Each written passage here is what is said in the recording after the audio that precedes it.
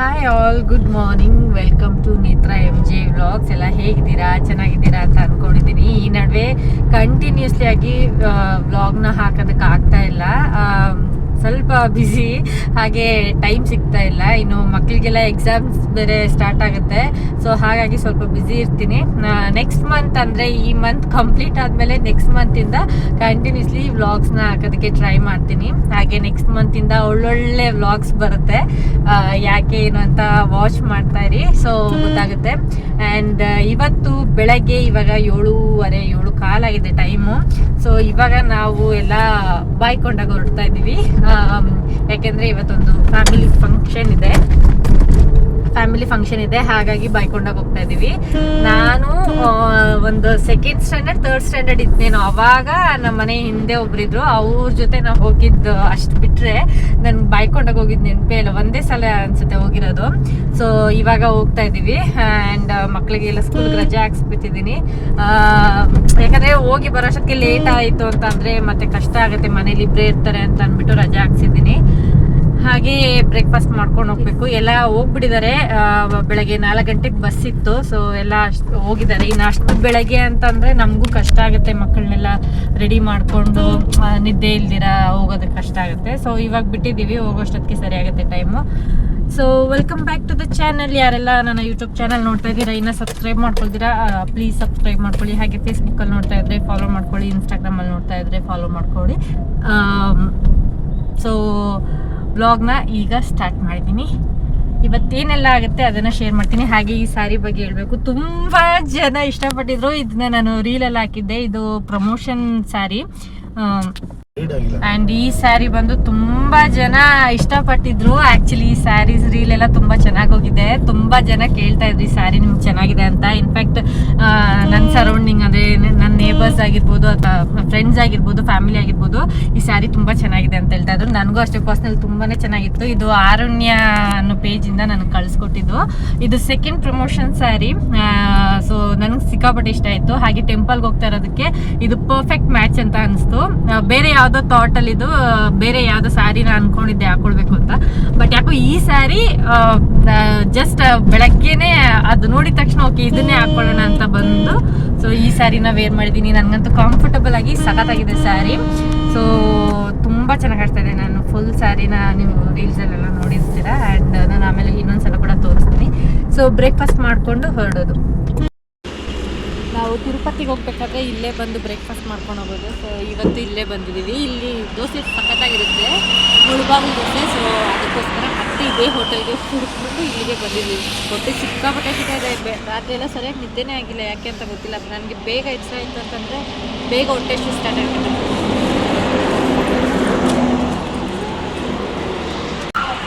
Filter coffee, dosa. ನಿಮ್ಮ ದೋಸೆನಾ? ಕೆಲವೊಂದು ಕಡೆ ನಾವು ಹೋಗೋ ಪ್ಲೇಸಲ್ಲಿ ಕೆಲವೊಂದು ಹೋಟೆಲ್ಸ್ನ ನಾವು ಮೈಂಡಲ್ಲಿ ಆಲ್ರೆಡಿ ಫಿಕ್ಸ್ ಮಾಡ್ಕೊಂಡ್ಬಿಟ್ಟಿರ್ತೀವಿ, ಇಂಥ ಜಾಗಕ್ಕೆ ಹೋಗಿ ಟಿಫನ್ ಮಾಡಬೇಕಂತ. ಬಿಕಾಸ್ ನಮಗೆ ಅಂಥ ಹೋಟೆಲ್ ಬಿಟ್ಟು ಬೇರೆ ಇನ್ನೊಂದು ಕೆಲವೊಂದು ಕಡೆ ನಮ್ಗೆ ಅಷ್ಟೊಂದು ಸೆಟ್ ಆಗಲ್ಲ ಫುಡ್ಡು. ಹಾಗಾಗಿ ಇಲ್ಲೇ ತಿನ್ನೋಣ ಅಂತ ಅಂದ್ಬಿಟ್ಟು ಬಂದಿದ್ದೀವಿ. ಇಡ್ಲಿ ದೋಸೆ. ಹಾಗೆ ನನಗೆ ದೋಸೆ ಅಂದರೆ ತುಂಬ ಇಷ್ಟ. ತುಂಬ ಕ್ರಿಸ್ಪಿಯಾಗಿ ನಂದಿನಿ ತುಪ್ಪ ಯೂಸ್ ಮಾಡಿ ಲೈವಾಗಿ ನಮ್ಮ ಮುಂದೆನೇ ದೋಸೆ ಹಾಕ್ಕೊಡ್ತಾರೆ. ತುಂಬ ಅಂದರೆ ತುಂಬ ಚೆನ್ನಾಗಿರುತ್ತೆ. ಇದ್ರ ಜೊತೆಗೆ ಒಂದು ಕೆಂಪು ಚಟ್ನಿ ಕೊಟ್ಟಿರ್ತಾರೆ, ಹಾಗೆ ಸಾಂಬಾರು ಕೊಟ್ಟಿರ್ತಾರೆ, ಹಾಗೆ ಆಲೂ ಪಲ್ಯ ಕೊಟ್ಟಿರ್ತಾರೆ. ತುಂಬ ಚಿಕ್ಕದಾದ್ರೂ ತುಂಬ ಚೆನ್ನಾಗಿರುತ್ತೆ. ಬಟ್ ಆ ಚಿಕ್ಕ ದೋಸೆನೇ ಫುಲ್ ಆಗೋಗ್ಬಿಡುತ್ತೆ, ಬಿಕಾಸ್ ಅಲ್ಲಿ ತುಪ್ಪ ಎಲ್ಲ ಹಾಕಿರ್ತಾರಲ್ವ.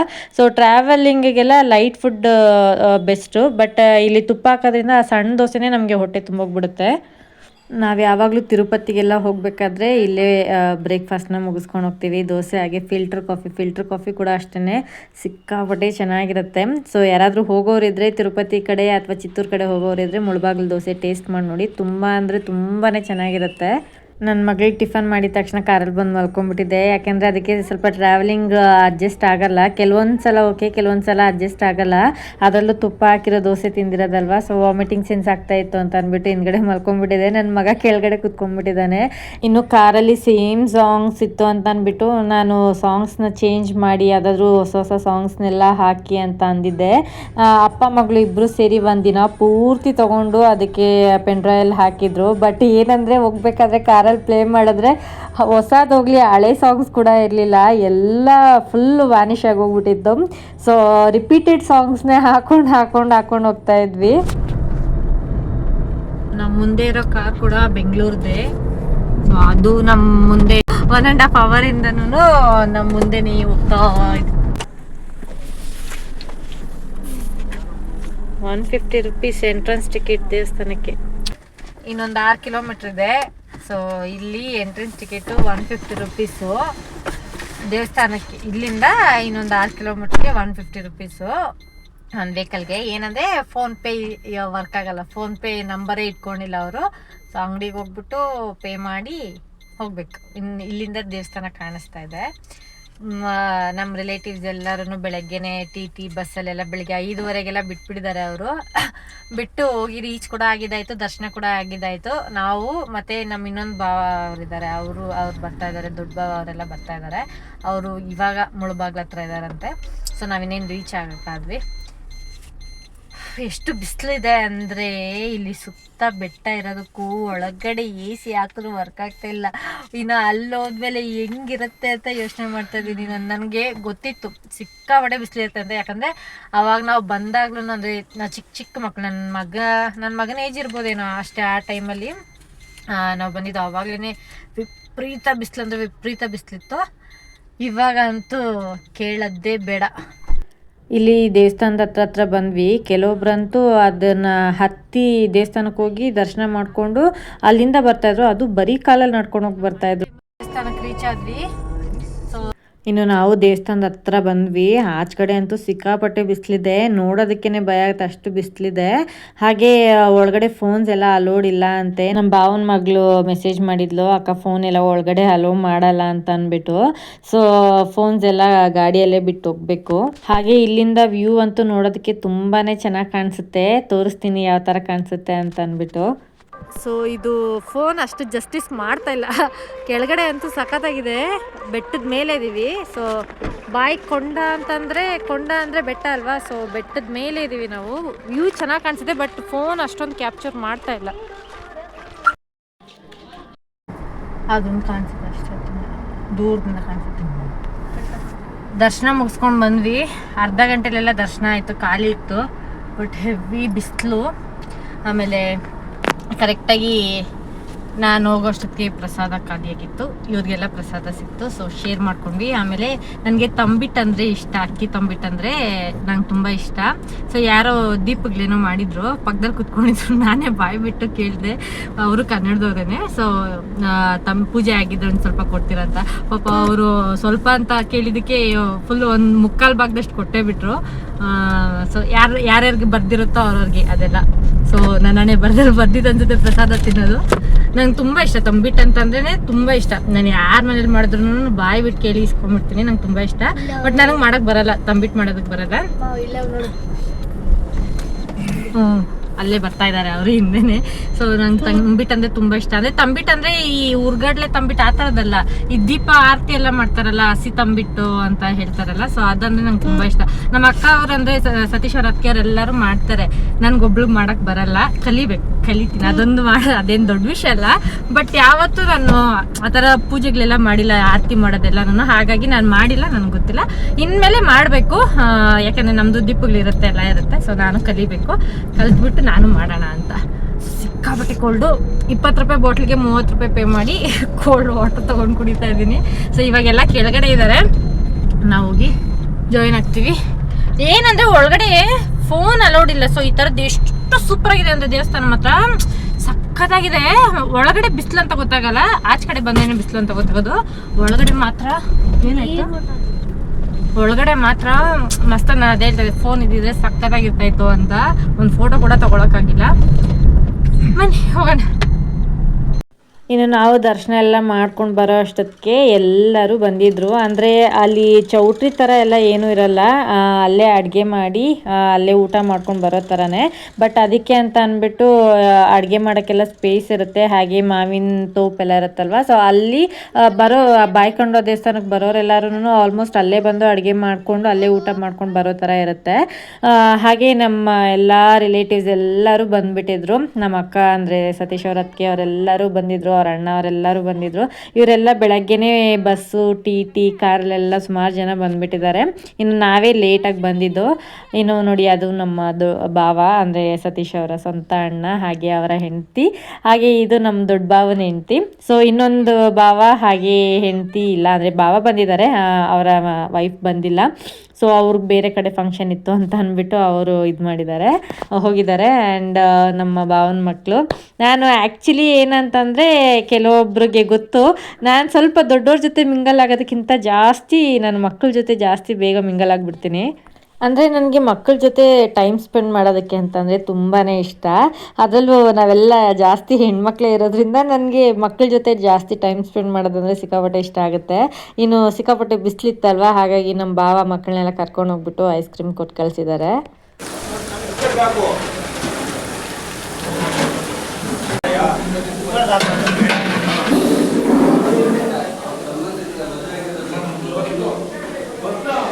ಇನ್ನು ಮುದ್ದೆ ಎಲ್ಲ ಮಾಡಾಗಿತ್ತು, ಮುದ್ದೆ ಕಟ್ಟಬೇಕಿತ್ತು. ಸೊ ಹಾಗಾಗಿ ನಾವೆಲ್ಲ ಲೇಡೀಸ್ ಎಲ್ಲ ಬಂದು ಮುದ್ದೆ ಮಾಡೋಕ್ಕೆ ಅಂತ ಬಂದಿದ್ದೀವಿ. ಇನ್ನು ತುಂಬ ಬಿಸಿ ಇತ್ತು. ನಮ್ಮ ಇದ್ರ ಫ್ಯಾಮಿಲಿಯಲ್ಲಿ ಜಾಸ್ತಿ ಮುದ್ದೆ ಕಟ್ಟಿ ಎಕ್ಸ್ಪೀರಿಯನ್ಸ್ ಅಂತಂದರೆ ನಮ್ಮ ದೊಡ್ಡ ಭಾವನ ಹೆಂಡ್ತಿಗೇನೆ. ಸೊ ಅಕ್ಕ ಕ್ಲೀನಾಗಿ ನಾದ್ಬಿಟ್ಟು ಕೊಟ್ಟರೆ ನಾವೆಲ್ಲ ಮುದ್ದೆ ಉಂಡೆ ಕಟ್ಬಿಟ್ಟು ಎತ್ತಿಡ್ತಾಯಿದ್ವಿ. ಇನ್ನು ಈ ನಡುವೆ ಅಂತೂ ಸಿಕ್ಕಾಪಟ್ಟೆ ಜನ ನನ್ನನ್ನು ನೋಡಿ ಗುರ್ತಿಡ್ದು ಮಾತಾಡಿಸ್ತಾರೆ. ನೀವು ರೀಲ್ಸ್ ಮಾಡ್ತೀರಲ್ವಾ, ನೀವು ಇನ್ಸ್ಟಾಗ್ರಾಮ್ ಯೂಸ್ ಮಾಡ್ತೀರಲ್ವಾ ಅಂತೆಲ್ಲ ತುಂಬ ಜನ ಕೇಳ್ತಾ ಇರ್ತಾರೆ. ಹಾಗೆ ನನಗಿಂತ ಈ ನಡುವೆ ನನ್ನ ಹಸ್ಬೆಂಡ್ ತುಂಬ ಫೇಮಸ್ ಆಗೋಗ್ಬಿಟ್ಟಿದ್ದಾರೆ. ನನ್ನನ್ನು ಕಂಡುಹಿಡಿಯೋದಕ್ಕಿಂತ ಮುಂಚೆ ನನ್ನ ಹಸ್ಬೆಂಡ್ನ ಕಂಡುಹಿಡ್ದು ಕೇಳ್ತಾರೆ, ನಿಮ್ಮ ಹಸ್ಬೆಂಡ್ನ ನೋಡಿ ಕಂಡುಹಿಡಿದ್ವಿ ಅಂತ ಅಂದ್ಬಿಟ್ಟು. ಯಾಕೆ ಅಂತ ಗೊತ್ತಿಲ್ಲ, ಬಟ್ ಆ ಥರ ಕೇಳ್ತಾರೆ. ಬಟ್ ನಂಗೆ ಸಿಕ್ಕಾಪಟ್ಟೆ ಖುಷಿ ಆಗುತ್ತೆ. ಯಾಕೆಂದರೆ ಒಂದು ಟೈಮಲ್ಲಿ ಮನೆ ಬಿಟ್ಟು ನಾನು ಇವಾಗಲೂ ಅಷ್ಟೇ, ನಾನು ಎಲ್ಲೂ ಮನೆಯಿಂದ ಆಚೆ ಹೋಗಲ್ಲ. ನಾನು ಫುಲ್ಲಿ ಡಿಪೆಂಡ್ ಬಂದು ನನ್ನ ಹಸ್ಬೆಂಡ್ ಮೇಲೇ. ಸೊ ಎಲ್ಲೇ ಒಂದು ಸಣ್ಣ ಅಂಗಡಿ ಹೋಗ್ಬೇಕು ಅಂತಂದ್ರೂ ನಾನು ನನ್ನ ಹಸ್ಬೆಂಡ್ ಜೊತೆನೇ ಹೋಗೋದು. ಹಾಗೆ ಇವಾಗ ಎಲ್ಲರೂ ಕಂಡುಹಿಡಿತಾ ಇರೋದ್ರಿಂದ ನನಗೊಂಥರ ಖುಷಿ ಆಗುತ್ತೆ. ಹಾಗೆ ಕೆಲವೊಬ್ಬರು ಅಂತೂ ಈ ಹೋಟೆಲ್ಗೆ ಹೋದರೆ ಅಥವಾ ಯಾವುದಾದ್ರೂ ಅಂಗಡಿಗಳಿಗೆ ಹೋದರೆ ಅಲ್ಲೆಲ್ಲ ಸಿಕ್ಬಿಟ್ಟು ಮಾತಾಡಿಸ್ತಾ ಇರ್ತಾರೆ. ನನಗೆ ಸಡನ್ನಾಗಿ ಏನು ಮಾತಾಡಬೇಕು ಅಂತಲೇ ಗೊತ್ತಾಗಲ್ಲ. ಒಂದೊಂದ್ಸಲ ಕಂಪ್ಲೀಟ್ ಬ್ಲ್ಯಾಂಕ್ ಆಗಿಬಿಡ್ತೀನಿ. ಎಷ್ಟೋ ಜನ ಬಂದು ಅವರೇ ಮಾತಾಡ್ತಾರೆ, ಬಟ್ ಸಡನ್ನಾಗಿ ನನಗೆ ಮಾತಾಡೋದಕ್ಕೆ ಬಾಯೇ ಬರಲ್ಲ. ತುಂಬ ಜನಕ್ಕೆ ಬೇಜಾರು ಮಾಡಿದ್ದೀನಿ, I am really sorry. But ನಾನು ಅದಾದಮೇಲೆ ಅಂದ್ಕೊಂಡಿದ್ದೀನಿ, ನಾನು ಅವ್ರ ಹೆಸರು ಸಮೇತ ಕೇಳಿಲ್ವಲ್ಲ ಅಂತ ನನ್ನ ಹಸ್ಬೆಂಡ್ ಹತ್ರ ಹೇಳ್ತಾ ಇರ್ತೀನಿ. ಬಟ್ ಅದೊಂಥರ ನನಗೆ ಯಾರಾದರೂ ಬಂದು ಆ ಥರ ಸಡನ್ನಾಗಿ ಕೇಳಿದ ತಕ್ಷಣ ಒಂಥರ ಆಗ್ಬಿಡುತ್ತೆ, ನನಗೆ ಒಂಥರ ಬೇಜಾರಾಗುತ್ತೆ ಆಮೇಲೆ ನೆನೆಸ್ಕೊಂಡ್ರೆ.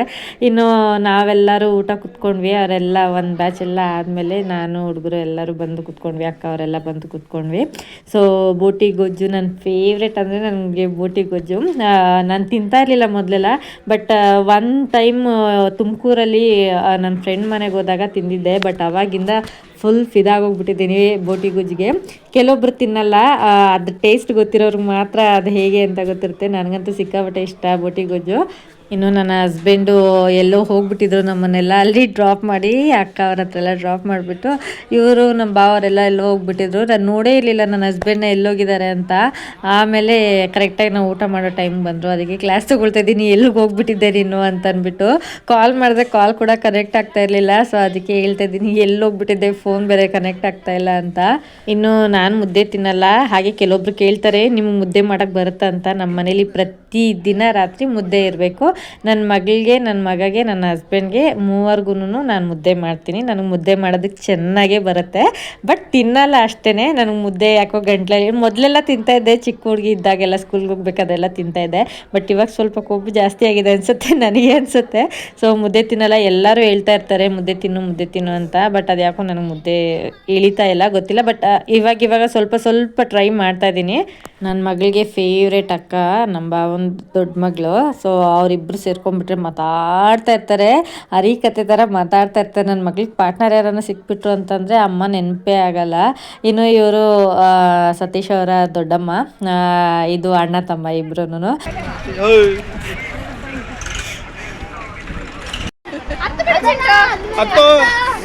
ಚಪ್ಪಲ್ ಬಿಡು ಕೆಳಗೆ, ಚಪ್ಪಲ್ ಬಿಡು, ಗಟ್ಟಿ ಹಿಡ್ಕೊಳ್ಳು,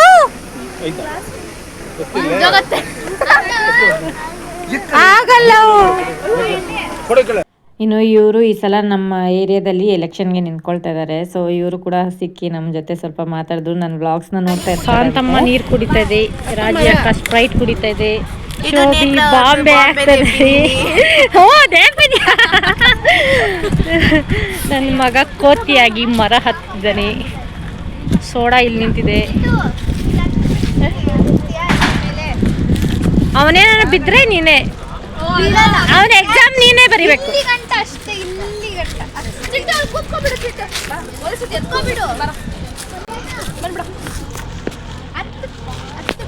ಏನ್ ಗೊತ್ತಾ, ನಮ್ಮ ಫ್ಯಾಮಿಲಿಯಲ್ಲಿ ದೊಡ್ಡ ತಲೆ ಇದು, ಚಿಕ್ಕ ತಲೆ ಇದು.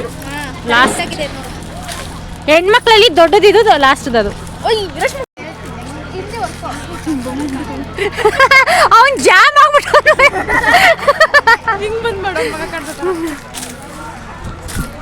ಅಲ್ಲೇ ಬಿಟ್ಬಿಟ್ಟು ಹೋಗ್ತಾ ಇರ್ತೀವಿ ಚಿಂಟು. ಅಲ್ಲಿ ಬಿಟ್ಬಿಟ್ಟು ಹೋಗ್ತಾ ಇರೋದೆ. ಊಟ ಎಲ್ಲ ಆಯ್ತಲ್ವಾ. ಸೊ ಲೇಡೀಸ್ಗೆ ಹಂಗೆಲ್ಲ ಅಡಿಕೆ ಹಾಕ್ಕೊಳ್ತಿದ್ದಾರೆ. ನನಗೆ ಅದ್ರದ್ದು ಅಭ್ಯಾಸ ಇಲ್ಲ. ಸೊ ಬಾವ ಜ್ಯೂಸ್ ತಂದು ಕೊಟ್ಟರು. ಜ್ಯೂಸ್ ಎಲ್ಲ ನಾವು ಮಕ್ಕಳು ಎಲ್ಲ ಕುಡ್ಕೊಂಡ್ವಿ. ಇನ್ನು ದೊಡ್ಡವರೆಲ್ಲ ಲೇಡೀಸ್ ಎಲ್ಲ ಅಡಿಕೆ ಹಾಕ್ಕೊಂಡ್ರು. ಹಾಗೆ ಇನ್ನು ಬಸ್ಸಲ್ಲಿ ಹೋಗೋರೆಲ್ಲರೂ ಬಸ್ಸಲ್ಲಿ ಹೋಗ್ತಾ ಇದ್ದಾರೆ. ನಾವೆಲ್ಲ ನಿಧಾನಕ್ಕೆ ಹೋಗ್ತೀವಿ.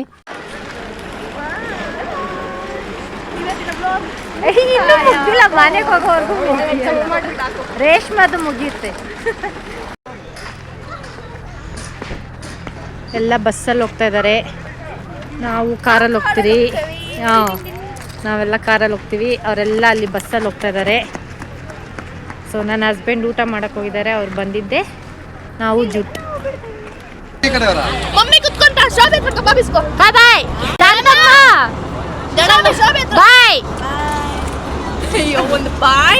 ನಮ್ಮ ಮಗ ನಮ್ಮ ಕಡೆಯವ್ರು ಹಾಕಿದ್ ಸಾಲದು ಅಂದ್ಬಿಟ್ಟು ಪಕ್ಕದಲ್ಲಿ ಯಾರೋ ಬೇರೆಯವ್ರು ಮಾಡಾಕ್ತಾ ಇದ್ರೆ ಅಲ್ಲಿಂದ ಹೋಗ್ಬಿಟ್ಟು ಕಬಾಬ್ಸ್ಕೊಂಬಂದವನಿ. ನಮ್ಮ ಮಾನ ಮರ್ಯಾದೆ ಎಲ್ಲ ಹಾಳು ಮಾಡ್ತಾನೆ. ಅದ್ರ ಜೊತೆಗೆ ಇಲ್ಲಿಬ್ರು ಎಲ್ಲ ಮಕ ಇದೊಂದು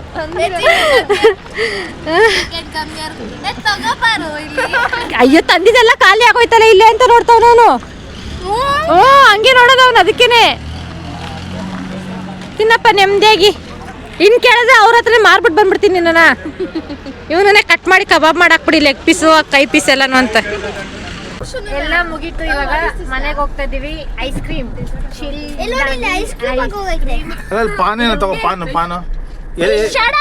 ಒಂದ್ ಬ್ಲಾಗ್ ಮಾಡಕ್ ಬಿಡಲ್ಲ. ಸೊ ಒಂದು ಬಸ್ ಹೋಯ್ತು, ಇನ್ನೊಂದು ಟಿ ರೌಂಡ್ ಆಮೇಲೆ ಬರ್ತಾರೆ. ನಾವು ಮಕ್ಕಳೆಲ್ಲ ಹೋಗ್ತಾ ಇದೀವಿ. ಅಲ್ಲಿ ಇವರ ಅಣ್ಣ ಬರ್ತಾ ಇದಾರೆ. ಸೊ ಐಸ್ ಕ್ರೀಮ್ ತಿನ್ಕೊಂಡು ಇವಾಗ ಜಾಲಿ ರೈಡ್ ಹೋಗೋದಕ್ಕೆ ಮನೆಗೆ ಹೋಗೋದು, ಬೇರೆ ಎಲ್ಲೂ ಹೋಗೋದಿಲ್ಲ. ಯಾರು ಹಾಗೆ ಇವಾಗ ರಾತ್ರಿಗೆ ಅಡಿಗೆ ಅಂತೂ ನಾನು ನಿಜ ಮಾಡಲ್ಲ. ಇವಾಗ ಟೈಮ್ ಎಷ್ಟು? 4 ಗಂಟೆ. ನಾನು ಅಂತೂ ಮಾಡಲ್ಲ. ನೈಟಿಗೆ ಪಾರ್ಸಲ್ ತರಿಸ್ತೀನಿ. ಸೊ ಇವತ್ತಿಂದು ಈ ಏನು ಬಾಯಿಕೊಂಡ ದೇವಸ್ಥಾನ ದರ್ಶನ ಆಯ್ತು. ಎಷ್ಟು ವರ್ಷ ನನ್ನ ಮಗನ್ಗೆ ಇವಾಗ 8 ವರ್ಷ ಅಂದ್ರೆ ನಾನು 8 ವರ್ಷ ಅಂತಂದ್ರೆ ಅಲ್ಲಿಗೆ ಒಂದು 20-25 ವರ್ಷ 25 ವರ್ಷದ ಮೇಲೇನೆ ಆಯ್ತು ನಾನು ಬಂದು. ಇವಾಗ ಬಂದಿದ್ದೀನಿ ಮತ್ತೆ. ಲಾಸ್ಟ್ ಟೈಮು ಆ್ಯಕ್ಚುಲಿ ಇವ್ರ ಜೊತೆ ಹೋಗ್ಬೇಕು ಅಂತಾನೆ ಅನ್ಕೊಂಡಿದ್ದು. ಅಷ್ಟರಲ್ಲಿ ಅವರು ಹೋಗಿ ಬಂದ್ಬಿಟ್ಟಿದ್ರು. ನಾವು ಬೇರೆ ಬಿಸಿ ಆದ್ವಿ. ಸೊ ಹಾಗಾಗಿ ಹೋಗಿಲ್ಲ. ಇವತ್ತು ಕೂಡ್ ಬಂತು. ನನ್ನ ಹಸ್ಬೆಂಡ್ ಇದು ಫಸ್ಟ್ ಟೈಮ್ ಅವ್ರು ಬಾಯ್ಕೊಂಡ ಮುಖ ನೋಡ್ತಾ ಇರೋದು. ಫಸ್ಟ್ ಟೈಮ್ ನಾವು ಮೇಲೆ ಗಂಟೆ ಹೋಗಿಲ್ಲ. ಎಣ್ಣೆ ಪಾರ್ಟಿ ಇಲ್ಲೇನು ಮಾಡಕ್ ಬಂದಿದ್ರಿ? ಹುಡುಗರು ಈಸ್ಕೊಟ್ಟು ಕಳ್ಸ್ಬಿಟ್ಟು ಹಿಂಗ್ ಹೋಗ್ಬಿಡೋದು ನಾವೆಲ್ಲ. ಫುಲ್ ಎಣ್ಣೆ ಇಲ್ಲಲ್ಲ. ಇವ್ರು ಹೆಂಗೆ ಅಂದ್ರೆ ಇವ್ರ ಆಫೀಸ್ ಬಾಯ್ಸ್ ನೆಲ್ಲ ಕಳ್ಸ್ಕೊಟ್ಟಿದ್ದಾರೆ. ಬಟ್ ಇವ್ರು ಮಾತ್ರ ಒಂದ್ಸಲನೂ ಎಲ್ಲರಿಗೂ ಕೊಡ್ಸ್ಬಿಟ್ಟು. ಸೊ ಇಲ್ಲಿಗೆ ಬರೋರು ಆಲ್ಮೋಸ್ಟ್ ಎಲ್ಲ ಕುರಿ ಕೋಳಿ ಬಲಿ ಕೊಟ್ಟು ಪೂಜೆ ಮಾಡಿಸ್ಕೊಂಡು ಅನ್ನದಾನ ಮಾಡಿಕೊಂಡು ಆಮೇಲೆ ಹೋಗ್ತಾರೆ. ಸೊ ನಮಗೆ ಇಲ್ಲಿಗೆ ದರ್ಶನ ಎಲ್ಲ ಮುಗೀತು. 1 ರೌಂಡ್ ಹೋಯ್ತು ಬಸ್ಸಲ್ಲಿ. ಇನ್ನೊಬ್ಳು ಮಿಸ್ಸಿಂಗ್ ಅಲ್ವಾ ಇಲ್ಲಿ. ಸೊ ಅವಳು ಕೂಡ ಬಸ್ಸಲ್ಲೇ ಹೋದ್ಲು. ಆರಾಮ ಕುತ್ಕೊಂಡ್ಬಂದಿದ್ದಾರೆ. ಅವಳು ಬರ್ಬೋದಿತ್ತು, ಬಟ್ ಅವಳಿಗೆ ಕಂಫರ್ಟಬಲ್ ಆಗಲ್ಲ ಅವಳ ಸೈಜ್ಗೆ ಅಂತ ಹೋಗ್ಬಿಟ್ಲು.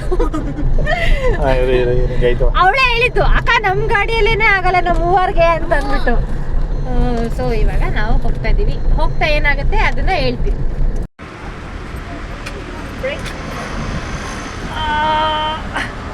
ಆಕ್ಚುಲಿ ಇವಾಗ ಚೆನ್ನಾಗಿರುತ್ತೆ.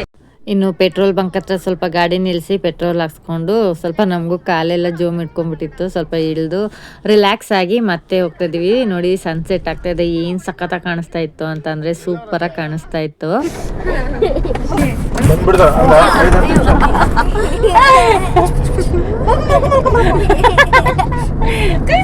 ನನ್ನ ಮಗನ ಆ ಥರ ಎಲ್ಲ ಯಾವತ್ತೂ ಬಲಸಿರ್ಲಿಲ್ಲ ವಯಸ್ಸಿದನು.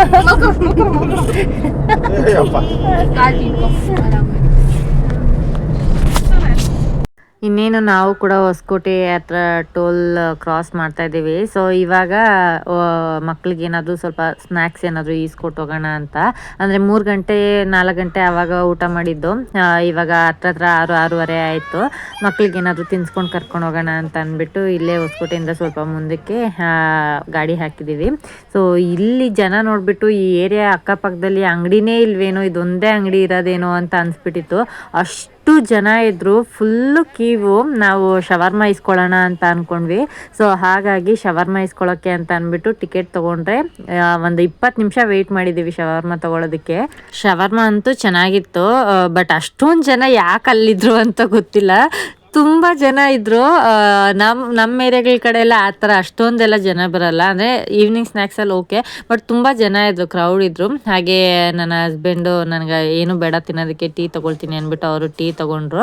ಬಾಯ್ ಬಾಯ್ ಬಾಯ್ ಬಾಯ್ ಬಾಯ್ ಬಾಯ್ ಮಾಡೋ ಬಾಯ್ ಬಾಯ್. ಸೈಲೆಂಟ್ ಆಗ್ಬಿಟ್ನಲ್ಲ. ನಿದ್ದೆ ಬಂದೈತೆ ಅದಕ್ಕೆ. ಬಾಯ್ ಬಾಯ್ ಬಾಯ್ ಬಾಯ್ ಬಾಯ್. ಬಾಯ್ ಮಾಡು.